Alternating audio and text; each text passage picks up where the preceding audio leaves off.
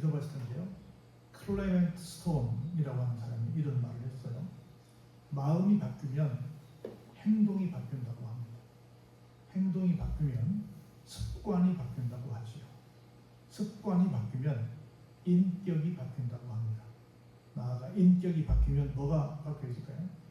우리 운명이 바뀌어진다고 합니다. 어디서 많이 들어보셨죠? 클레멘트 스톤이라는 사람이 한 말인데요. 오늘날 인간에 있어서 마음의 혁명을 받는 일이야말로 가장 중요한 일이 아닐까 하는 생각이 들어요. 오늘 우리가 어떤 마음을 가지고 신앙생활을 하고 있고 어떤 마음을 가지고 사회생활을 하고 있는지를 돌아보는 시간이 됐으면 좋겠다 하는 겁니다. 어떤 교회학교 유치학생이 이런 일이 있었어요. 한 어린 소녀였는데 급히 학교에서 돌아와서 몸무게를 막 다는 거예요. 그래서 엄마가 이상해서 무슨 일이니? 너 어제도 몸무게 달았잖아.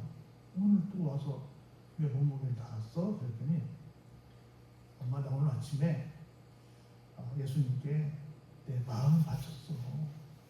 이제부터 예수님 뜻대로 살기로 했어. 그래서 내 마음을 다 예수님께 바쳤기 때문에 아마 몸무게가 줄었을 거야. 그래서 얼마나 줄었나 보려고 나 겨울에 내 몸무게를 달고 있어. 이렇게 말했다고 합니다. 그런데 몸무게는 어떻게 됐을까요? 그런데 몸무게는 똑같아요. 이렇게 말했다고 합니다. 웃을 것 같은 얘기지만 얼마나 순수한 마음이에요. 우리는 정말 우리 마음을 예수님께 바쳤는가? 그 바쳤다는 말이 무슨 말일까를 한번 생각해 보자는 겁니다. 오늘 1절이 이렇게 시작을 해요. 내가 오늘 명하는 모든 명령을 너는 지켜 행하라 라고 시작합니다. 내가 오늘 명하는 모든 명령. 우리는 누군가의 말을 명령으로 여기면서 한 세월이 언제 있었을까? 아마 우리 시절에 학교 다녔던 사람들은 선생님의 말씀을 명령으로 들었을 거예요. 지금 학생들은 선생님의 말씀을 명령으로 들을까요? 안 듣지 않을까 하는 생각이 들긴 합니다. 아마 우리 때 군대 생활할 때 상관의 말은 명령으로 들었을 거예요. 그런데 지금 군인들은 상관의 말을 명령으로 들을까? 들어야 되겠지만 안 그럴 수도 있겠다는 우려가 좀 있기는 합니다. 그래서 어느 순간부터 우리 사회에서 명령이라는 단어는 없어지지 않았을까? 사실은 우리 여러분 카페에 가면 뭐 주문하잖아요. 뭘 받는다고 그래요? 오더 받는 오더. 우리 옛날 어른들은 오다라고 했습니다. 오더라고 했는데 오더가 뭐예요?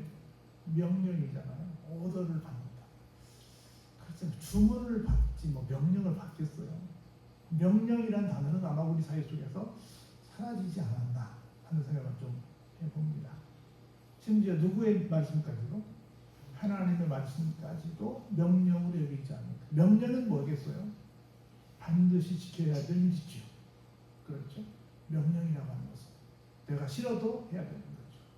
그런데 우리가 그에 대한 그 반대 상황을 하나는 순종이라고 할 수 있고 하나는 복종이라고 할 수 있는데 순종은 내가 그 얘기를 들었을 때 그럼 이해하지요 라고 흔쾌히 그렇게 하겠습니다 라는 마음이 들 때 하는 그 행동을 순종이라고 하고 복종은 하고 싶지 않지만 별로 유쾌하지 않지만 지시하시니 하겠습니다 라고 하는 그때 쓰는 말이죠. 같이 따르는 것은 따르는 거지만 실제 그 마음가짐은 순종과 복종은 다르죠. 그 생활 우리는 얼마나 순종하고 있고 얼마나 복종하고 있는가를 한번 생각해 보시기 바랍니다. 근데 나는 여기서 가장 중요한 단어를 뭐로 생각하냐면 모든 명령이라고 생각해요. 우리는 많이 듣습니다. 그런데 내가 하고 싶어 하는 것은 흔쾌히 들어요. 근데 모두는 아닌 거예요. 모두는 아닐 때가 있어요. 여기 여러분들 오늘 꼭 1절에서 기억해야 될 것은 모든 명령을 지켜 행하는 우리가 되도록 다시 한번 적어도 하나님 앞에서는 그렇게 되도록 여러분들이 다시 한번 마음가짐을 다잡아 보시길 간곡히 부탁을 드립니다. 모든 명령을 지켜 행하라. 그렇게 될 때 어떻게 된대요? 산대입니다. 그렇게 될 때 어떻게 한대요? 번성한답니다. 그렇게 될 때 어떻게 된대요? 우리 조상들에게 약속하신 심지어 맹세하신 그 땅을 내가 차지하게 된다는 거예요. 우리가 사는 길, 번성하는 길, 그리고 특별히 뭔가 차지해서 우리만으로 땅땅거리고 떵떵거리고 살 수 있는 비결은 어디에 있다? 하나님의 말씀은 다 명령이다. 그 모든 말씀을 명령으로 알고 다 지켜 행하는 것이다 라고 말씀합니다. 해보시겠습니까? 우리는 내가 너에게 주는 멍에는 어떻다? 쉽다. 그렇게 말씀하셨잖아요. 가볍다. 주님 말씀하셨잖아요. 우리는 어떤 명령이든 지시든 그걸 굉장히 부담스러워합니다. 그런데 사실은 그 모든 것을 하는 것은 나에게 오히려 뭐한 것이다? 좋은 것이다. 여러분들에게 좋은 것이라는 걸 꼭 기억하시고 다시 한번 내가 사는 길이 어디 있지? 내가 번성하는 길이 어디 있지? 내가 차지하는 길이 어디 있지? 이걸 꼭 깨닫고 반드시 번성하시고 차지하시고 물론 사시길 주의 이름으로 축복합니다. 그러면서 우리에게 이런 말씀을 하세요. 우리가 뭔가를 기억할 것이 있다. 우리 항상 기억하고 살아야 돼요. 내 하나님 여호와께서 40년 동안 광야길을 걷게 하신 것을 기억하라. 여러분 우리가 꼭 맞는 말은 아니지만 성경 공부를 가르치는 여러 팀들에서 이런 말들을 해요. 우리가 삶의 생애 주기라고 하죠. 교회 안의 생애 주기를 크게 여러분이 아시는 것처럼 애굽 시대를 얘기합니다. 그리고 광야 시대를 얘기하고 그리고 가나안 시대를 얘기합니다. 애굽 시대는 뭐겠어요? 우리가 예수 믿기 전에 사탄에게 붙들려서 살았던 시대를 가리키는 거죠. 광야 시대는 뭐예요? 예수님 믿겠다고 나름대로 신앙생활 하는 걸 말하는 거죠. 가나안은 뭐예요? 진짜 온전히 믿고 하나님과 함께 더불어서 천국에서 사는 것을 말하죠. 그런데 물론 노예 시절도 생각을 해야죠. 그것도 기억하지만 특별히 뭘 기억해라? 주님과 함께 걸었던 무슨 길? 광야 길. 얼마 동안? 40년 동안 걸었던 그 길을 뭐 해라? 기억해라. 우리 생각할 때 얼른 장정이 걸으면 여러분이 아시는 것처럼 이집트는 아프리카의 최북단 오른쪽 끝에 있는 나라입니다. 바로 여기가 지중해거든요. 이스라엘 사람들이 가서 살았던 곳은 그 이집트 중에 제일 동북쪽 끝자락에 있는 고센 땅이라는 곳을 살았죠. 고센 땅에서 고센길을 했어요. 고센 끝 동북쪽 끝이에요. 거기 나오면 바로 아라비아 산업입니다. 거기서 쭉 해안선 따라 올라가면 보름이면 걸어서 이스라엘까지 갈 수 있습니다. 남녀노소가 다 가면 따블로 걸려도 한 달 정도면 충분히 걸어갈 수 있는 그런 거리예요. 그런 거리인데 이 사람들이 얼마 동안 걷게 했어요? 40년. 한 달도 안 되는 짧은 거리를 40년을 걷게 했어요. 40년을 걷게 하신 이유가 있다는 거. 여러 가지 이유가 있죠. 그 중에 하나가 뭐냐면 지금 몇 년 동안 노예 생활했어요? 400년 동안 했는데 430년, 덤으로 해서 430년을 했단 말이죠. 430년 동안 무슨 근성이 이 사람들 집에 있겠어요? 노예 근성이 있죠. 그걸 빼내는 작업이 필요하다. 또 하나는 여기 보니까 너를 낮추고 너를 시험해서 너희 마음이 진짜로 어떤지 내 명령을 지키는지 안 지키는지 내가 좀 또 확인해 보기 위해서 그렇게 하는 거니까 한번 그 기간 동안을 한번 기억해 보라는 거. 기억해 보라는 거. 우리가 한번 예수를 믿게 됐어요. 예수 믿기 전에도 뭐 생각할 거 있지만 예수를 믿고 난 다음에 내가 교회 나가면 이것저것 다 잘 된다는데 다 좋은 일만 생긴다는데 이런저런 어려움도 교회 다니면서 있었네. 왜 그랬지? 어떤 사람은 그것 때문에 결국은 포기하고 교회를 떠난 사람도 적지 않습니다. 그런데 우리는 아직 살아남아 있어요. 그런데 아직도 좀 갈팡질팡할 수도 있어요. 그럴 때마다 나는 어떤 상태인지 나를 늘 하나님께서 어떻게 지금까지 인도해서 여기까지 왔지? 어떻게 나를 지금까지 인도해서 목사를 만들고 권사를 만들고 집사를 만들고 한두 집사를 만들고 왜 이렇게 만들었지? 이런 것도 한번 생각해 보라. 특히 우리가 사색의 계절이라고 했잖아요. 멋진 계절이 한번 생각해 보자는 거. 내가 지난번에 보니까 쉽지 않은 과정들이 있었어. 근데 그 쉽지 않은 과정들이 뭐였더라? 하나님께서 하나님의 명령을 지키는지 안 지키는지를 확인해 보고자 하는 의도가 그 속에 있었다는 거죠. 우리를 단순히 고생시키는 게 아니라, 사랑하는 성도 여러분, 인간의 뇌는 문제를 느끼지 않으면 어떤 지혜도 짜내지 않는다고 합니다. 지혜를 짜낼 때는 언제 짜낸다고요? 문제를 느낄 때 지혜를 짠다. 이거 어떻게 해결하지? 그래서 뇌를 깨어나게 하는 데는 어느 정도의 역경이 보약이 된다고 합니다. 여러분 보약 좋아하시죠? 역경이 우리에게 뭐라고요? 보약이 된다. 우리 말 거꾸로 하는 말장난 하죠? 역경을 뒤집으면 뭐가 된다고요? 애들 좋아하는 경력이 된다. 경력은 뭐예요? 애들 말로 하면 스펙이 됩니다. 스펙이 있어야 뭘 할 거 아니에요. 그리고 입에 담고 싶지 않지만 자사를 반대로 말하면 뭐예요? 살자가 된다. 뒤집으면 아주 부정적인 말이 아주 긍정적인 말이 됩니다. 역경이 뒤집으면 보약이 됩니다. 그래서 역경은 성공하기 위해서 반드시 치러야 될 우리에게 통과 의례가 됩니다. 역경은 사람을 겸손하게 합니다. 역경은 사람을 지혜롭게 만듭니다. 역경은 사람을 강하게 만듭니다. 그래서 역경만큼 신사적인 적은 없다고 합니다. 역경이 지고 물러날 때는 돈보다 귀한 지혜라고 하는 선물을 주고 가기 때문입니다. 따라서 역경이야말로 하나님이 우리에게 내린 선물임에 틀림이 없습니다. 이걸 믿으시고 역경은 너무 힘들게만 바라보지 마시기를 바랍니다. 여러분 잘 아시는 작은 아스들, 리틀 우먼이라고 하는 그 애들 좋아하는, 어른도 좋아하죠. 그 글을 여러분 잘 아실 텐데요. 루이사 메이 올로트라고 하는 사람이 썼는데, 이 사람이 가족들로부터 늘 너는 하냐나 하고 살아야 되겠다. 너는 늘 침대나 정리하며 살아야 되겠구나. 너는 뭐 특별한 걸 못하겠구나 라고 말을 들으며 어린 시절을 보냈다고 합니다. 그럼 내 자녀가 어려운 가정 환경 속에서도 자신들의 꿈을 키우면서 아름답고 당당하게 성장해가는 모습을 아주 따뜻하게 표현한 책이 이 책이거든요. 이 책 하나로 이 사람은 정말 대단한, 정말 베스트셀러 작가가 된 겁니다. 그래서 그런 아주 아무랬던 어린 시절을 보냈지만 그걸 잘 이겼더니 이렇게 훌륭한 작가가 돼서 전 세계인이 사랑하는 그런 작품의 작가가 되는 것을 우리가 잘 압니다. 여러 사람들이 얘기를 할 수 있는데, 뭐 예를 들어서 우리 좋아하는 우리 파스텔라고 하는 그 우유 아시죠? 그냥 말로 사실은 학생들 사이에서 학교에서 성공한 학생이었고 22명의 화학과 학생 중에서 15등 정도였던 아주 뒤에서 늘 노는 그런 친구였다고 합니다. 그런데 그는 정말 특이하게 성실했대요.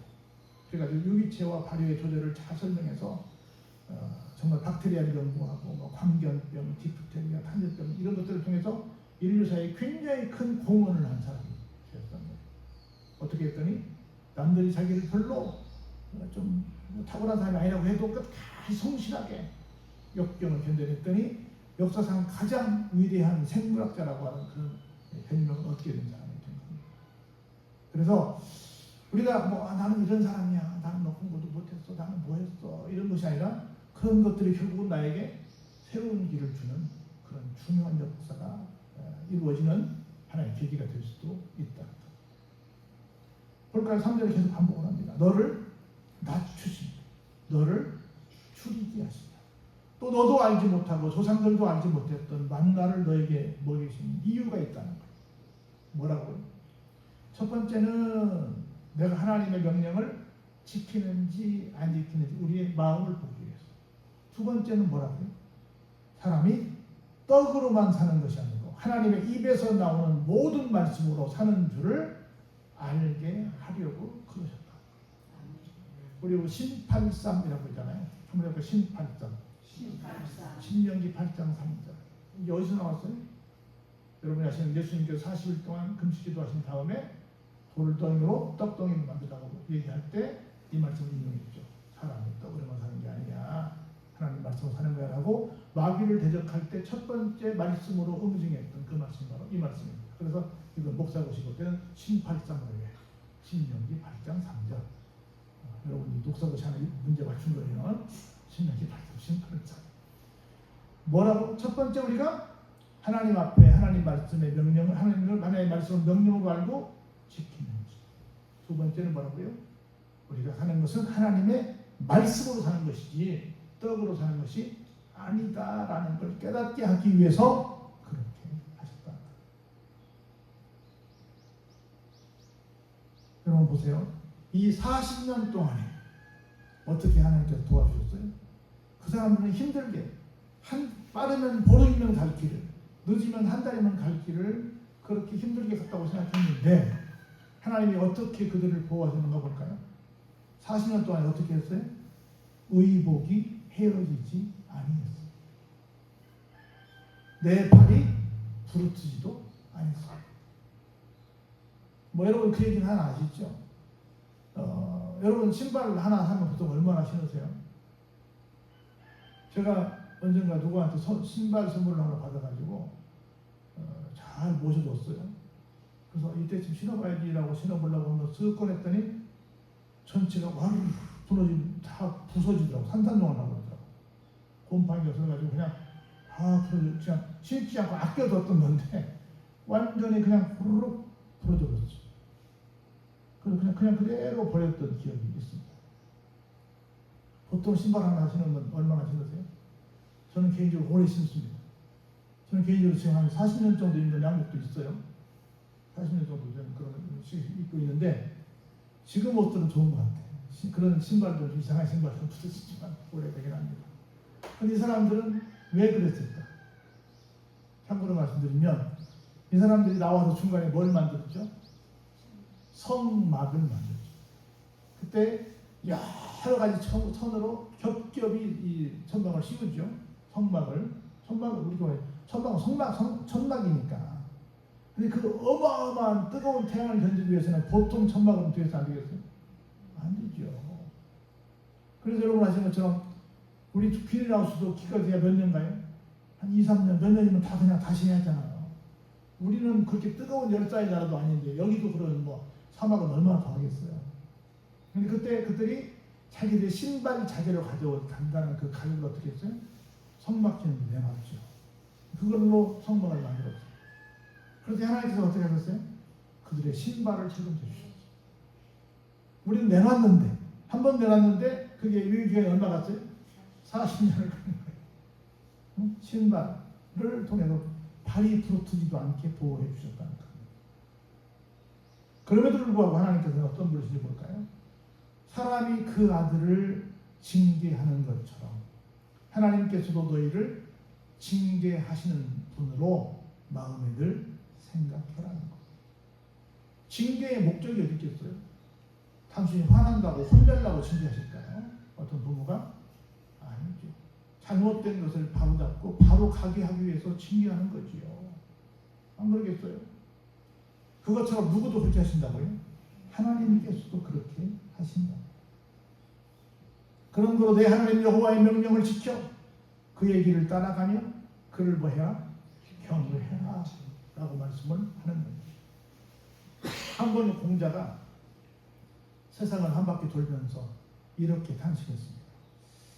내가 세상을 돌아보니까 하늘도 문제가 아니더라고 땅도 문제가 아니던데 오직 사람의 마음보가 문제도만 이렇게 말했습니다. 그의 춘추편에 기록된 내용인데요. 우리 5장 6부 그러면 또 신보 얘기잖아요. 마음이 제일 문제라는 거예요. 우리 마음이 어디를 향할 것인가가 제일 중요한 겁니다. 볼까요? 우리 마음이 하나님께서 원하시는 방향대로 하나님의 말씀은 내가 꼭 지켜야 될 명령이다라고 생각하고 우리 마음보를 잘 하나님께로 고쳐 먹으면 우리 한번 7절 읽어볼까요? 내 하나님 여호와께서 너를 아름다운 땅에 이르게 하시나니 그곳은 어떤 곳이라고요? 골짜기가 됐든 산속이 됐든 시내와 분천과 샘이 흐르게 될 것이다. 우리 아는 것처럼 이스라엘은 어떤 곳이에요? 사막의 땅입니다. 그런데 어디를 가든 골짜기나 산은 물이 많은 곳이에요? 그렇지 않죠. 우리는 저는 그렇게 표현하는데 우리나라 산은요 어디를 가든 지금 얼마나 이쁜지 모릅니다. 우리나라 산은 정말 이불 덮은 산이라고 표현할 만큼 좋아요. 그런데 여러분 중동에 가서 보세요. 거기 가면 산에 나무가 한 그루도 없습니다. 우리 민둥산 들어봤죠? 민둥산에도 그런 민둥산이 없습니다. 완전히 그냥 돌만 있습니다.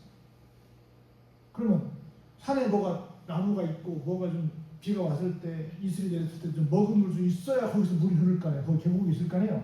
근데 민둥산이 있으면 물을 잡을 수 있어요, 없어요? 잡을 수 없지요. 잡을 수 없지요. 그런데 이스라엘이 어딜 가든 거기가 골짜기가 됐든 산 됐든 시내가 있고 솟아오르는 물이 있고 샘이 있다. 어떻게 하면 하나님의 말씀을 뭘로 여기면 명령으로 알고 그 명령을 지키겠다고 하는 고운 심보가 있으면 그런 복을 받게 된다는 것. 그것이 뭐가 돼요? 밀과 보리의 소산지가 되고 포도와 무화과와 석류와 감람나무와 꿀의 소산지가 된다는 것. 우리에게 필요한 모든 양식을 공급하는 풍년의 땅이 되고 만다는 겁니다. 그러면 어떻게 돼요? 내게 뭐가 필요 없어요? 뭐가 부족함이 없어요? 먹을 것을. 그리고 아무런 부족함이 없는 땅이 될 것이고요. 그 땅은 그냥 파면 돌이 뭐가 돼요? 철이 되고 산에서는 뭘 캐요? 동을 캡니다. 그냥 널브러진 게 다 쉽게 말하면 금은 보화가 된다는 겁니다. 그래서 내가 먹어서 어때요? 배부르고 내 하나님 여호와께서 무엇을 주셨기 때문에 우리에게 옥토를 주셨기 때문에 우리는 뭐만 하면 됩니까? 하나님 감사해요 라고 찬송만 하면 됩니다. 뭐만 하면 모든 하나님의 말씀은 나에게 주시는 명령이고 그것은 내가 내 마음을 곱게 아멘하고 순종해야지 라고 생각한다면 지금 이런 열거한 모든 복들이 우리에게 주어진다는 겁니다. 그러므로 내가 오늘 내게 명하는 여호와의 명령과 법도와 규례를 지키지 아니하고 내 하나님 여호와를 잊어버리지 않도록 뭐해요? 조심해. 삼가라서 말하면 조심해. 항상 우리가 이걸 잊어버리면 안 돼요. 잊어버리면 절대로 안 되죠. 그러면 볼까요? 우리가 주의사항을 이렇게 얘기하는 거예요. 내가 오늘날 잊어버리지 않고 살아야 되는데 오히려 먹어서 배부르고 아름다운 집을 짓고 거기에 거주하게 되고 거기서 소와 양이 번성하고 은금이 증식되고 소유가 풍부하게 될 때에 혹시 어떻게 될지 모르겠다. 네 마음이 교만해질지 모르겠다. 마음이 교만해지면 뭐가 돼요? 하나님 여호와를 잊어버릴 염려가 있다. 항상 우리가 요양원에 가서 우리 같이 예배를 드리지만 무엇을 우리가 늘 강조해요? 오직 예수님만 강조합니다. 사람이 막 숨이 꼴딱꼴딱 넘어갑니다. 뭐만 강조해요? 예수님만 강조합니다. 우리의 구세주 되신 예수님만 기억하세요. 예수님만 부르세요. 예수님만 붙드세요라고 계속 무한 반복하다가 숨 떨어지면 그만둡니다. 그래요, 안 그래요? 그것 외에 가서 다른 얘기 하겠어요? 비밀번호 빨리빨리 얘기하세요. 뭐 다른 거 어딨어 얘기 그거 물어보세요 여러분들? 아니요, 오직 그 얘기만 합니다. 마지막 순간에 가장 중요한 얘기가 하는 것이 진짜 중요한 얘기 아니겠어요? 우리가 뭘 해야 돼요? 하나님을 잊어버릴까 염려. 꿈에도 하나님을 잊어버리지 않은 우리의 믿음이 되어질 줄 믿습니다. 항상 내가 이렇게 살던 건 지금부터 내가 처음부터 살던 것이 아니라 애굽 땅 종 되었던 그 상황에서 하나님께서 나를 이끌어내셨다는 것을 기억하고 나를 인도해서 광대하고 위험한 광야 불뱀과 전갈이 있고 물이 없는 간조한 땅을 지나게 하셨던 그곳에서 산단한 반석에서 물이 터지게 하셨던 그때를 뭐야? 잊지 말고 기억해라. 조상들도 알지 못했던 만나를 광야에서 모이셨던 그 하나님을 뭐해라? 기억해라. 우리가 잘 나갈 때 늘 조심해야 돼. 보세요. 너를 낮추시며 너를 시험하사 마침내 나에게 무엇을 주시려고? 복을 주시려고 그렇게 하셨다. 마침내 복을 주시고 우리에게 여러 가지 어려움을 줬던 많은 부분들 내가 겪었던 많은 어려운 부분들은 왜 그렇게 나를 고생시켰을까? 라고 때로는 좀 지난달에 쓰리고 아플 때도 있지만 그 결론은 뭐였다? 마침내 복을 주시려고 그랬다. 할렐루야. 아멘. 우리 좋아하는 노래 중에 하나, 여러분 그 에델바이스라는 노래 여러분 잘 아시죠? 에델바이스 그 노래 잘 아시겠습니까? 에델바이스는 알프스 산맥의 험준한 절벽에서 자라서 눈처럼 아주 희게, 순수함과 희귀성을 상징하는 아름다운 꽃으로 핍니다. 독일어로 에델바이스 우리말로 가리키면 고귀한 흰색이라는 뜻이에요. 뭐 여러분 잘 아시는 것처럼 그 아주 절벽 낭떠러지 같은 이런 곳에서 한 연인이 그걸 따서 사랑 고백을 하면서 주었던 꽃이기 때문에 사랑을 고백할 때 우리는 장미를 주지만 유럽 쪽에서 이 에델바이스 이것을 주는 것을 문화로 알고 있잖아요. 그쪽에 가면 이걸 가지고 여러 가지 브로치와 집을 만들어서 하는 그런 문화가 있는데, 이게 여러분 어디서 제일 유명해요? 여러분 아시는 그 1차 세계대전 때 독일하고 오스트리아, 헝가리 이런 데하고 한 팀이 이루어져서 독일 팀이 됐고, 영국과 프랑스 이런 팀이 한 팀이 돼가지고 러시아랑 한 팀이 돼서 독일과 싸우잖아요. 그때 이 오스트리아에 있었던 그 대령이 주인공이 되잖아요. 그 집에 이제 아이들 가르치는 엄마로 선생님이 가잖아요. 나중에 결혼하지만 그런 저를 담고 난 다음에 마지막 음악 대회, 노래 부르기 대회 있잖아요. 그 집이 출전하는데 마지막 시상식 때 누가 1등이에요? 그 집이 1등 하잖아요. 1등에서 1등 그 대령팀 나오라고 그러니까 안 나와. 보니까 도망갔어. 그 마지막 앵콜송을 부를 때 그 사람들이 무슨 노래 불러요? 마지막 부른 노래가 에델바이스. 에델바이스 노래를 부르면서 유명해진 그 꽃이 에델바이스인데, 그런 역경 속에서 나온, 그래서 많은 사람들이 사랑하는 그 사운드 오브 그 뮤직, 그 노래를, 그 음악과 더불어서 그 작품을 사랑하는 그런 꽃이 되었는데, 뭐가 그렇게 했어요? 그 높은 고지대에서, 그 남떨어지 같은 곳에서 자라나는 그런 꽃이기 때문에 그렇게 된 겁니다. 역경이라고 하는 것이 그렇게 굉장한 우리에게 좋은 선물로 가져온다는 걸 알아야 됩니다. 그렇지 않고 우리가 그걸 모르면 네가 마음에 이르기를 내 능력과 내 손의 힘으로 내가 이 재물을 얻었다고 말하게 될 것이다. 그런데 보세요. 내 하나님 여호와를 뭐 해라? 기억해라. 네가 잘나서 그 모든 것을 얻은 것이 아니라 하나님께서 너에게 그 재물을 얻을 능력을 주셨기 때문에, 이같이 하시는 내 조상들에게 맹세하신 언약을 오늘과 같이 이루려 하심입니다 라고 하는 겁니다. 그래서 우리 항상 기억해야 됩니다. 이 모든 것은 누구의 은혜다? 하나님 은혜. 그래서 마지막 결론에 19절 20절 다시 한번 무거운 말씀을 하세요. 만일 네가 하나님 여호와를 잊어버리고 다른 신들을 따라서 그들을 섬기며 그들에게 절하면 내가 너희에게 분명히 증거한다. 어떻게 할 것이다? 너희가 반드시 멸망하게 될 것이다 라고 말씀합니다. 여호와께서 너희 앞에서 멸망시키신 민족들 많이 있지? 그 민족들처럼 내가 멸망시킬 거야. 그러면서 그 이유를 이렇게 말씀하십니다. 너희가 너희 하나님 여호와의 소리를 어떻게? 청종하지 않아. 청은 듣는다는 거예요. 종은 뭐예요? 순종한다. 청종은 듣고 순종하는 걸 묶은 단어죠. 듣고 순종하지 않았기 때문에 많은 사람들이 어떻게 됐다? 멸망했다라고 합니다. 한 가지만 얘기하고 설교를 마칩니다. 옛날 스페인에 페르디난도 5세라는 왕이 있었습니다. 이 사람은 어려운 일이 있을 때마다 점쟁이를 찾아가지고 어떻게 하면 됩니까? 라고 점을 많이 쳤다고 합니다. 참고로 우리나라 정치인들도 무슨 일만 있으면 점쟁이를 찾아간다고 얘기하지 않습니까? 하루는 왕이 점을 쳤는데 점쟁이가 이렇게 말을 하더래요. 마르디칼이라고 하는 동네에 가지 마십시오. 그 지역에 가면 당신은 반드시 죽습니다 라고 말을 했다고 합니다. 그래서 이 왕에게 마르디칼은 굉장히 두려운 이름이 되었어요. 한 20년이 지난 어느 날이었습니다. 전국의 여러 지방을 순시하게 됐는데 어느 지방 이름 모를 지방을 다니다가 무심코 왕이 신하에게 묻습니다. 이곳은 어딘가? 마드 갈레입니다 라고 말했어요.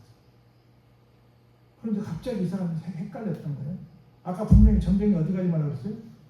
마르디카를 가지 말라. 마르디카를 가지 말라고 했는데 마드 갈래라고 하는 말을 이 사람이 잠깐 그게 너무 각인되어 있어서 이 소리를 잘못 들은 거예요.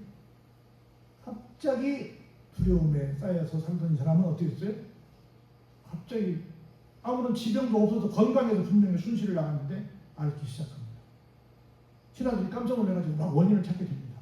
혹시 물이 잘못됐나? 이거저거 뭐 드신 거 잘못된 걸 드셨나? 아무리 수사해봐도 아무리 역학조사해봐도 나오질 않습니다. 나중에 보니까 이것 때문에 그런 거예요. 그래서 알고 아닙니다.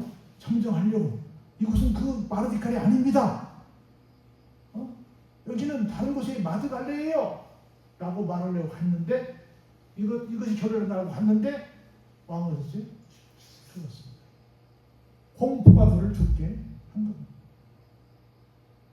사랑하는 성도 여러분, 사도 바울도 큰 광풍을 만났을 때 많은 그 뱃사람들은 굉장히 공포에 휩싸여졌습니다. 그런데 바울은 말합니다. 하나님이 함께 하신 걱정하지 마라. 우린 반드시 산다 라고 얘기했습니다. 우리 마음속에 누가 계시냐에 따라서 우리 마음에 우리가 보는 나날들이 공포의 날이 될 수 있고 아니면 평안의 날이 될 수 있습니다. 내가 사는 길, 번성하는 길, 차지하는 길, 그거 평안한 길은 우리 속에 누가 계셔야 된다? 하나님이 계셔야 된다. 우리 주인 되신 예수님이 계셔야 된다. 우리가 점점 세상이 막 달라지니까 AI가 어떻고 해서 막 달라지니까 혹시 잊어버려서는 안 될 하나님을 잊어버리는 길로 가고 있지는 않는가 생각해보자는 거. 우리가 확실하게 이걸 기억하고 살아가면 하나님 모든 것이 하나님 은혜라고 하는 걸 기억하고 살아가면 우리가 정말 사는 길, 번성하는 길, 차지하는 길, 더 잘 되는 길 우리 앞에 펼쳐질 줄 믿습니다. 이런 은혜가 여러분 속에 넘쳐나기를 주의 이름으로 축원합니다. 은혜가 풍성하신 아버지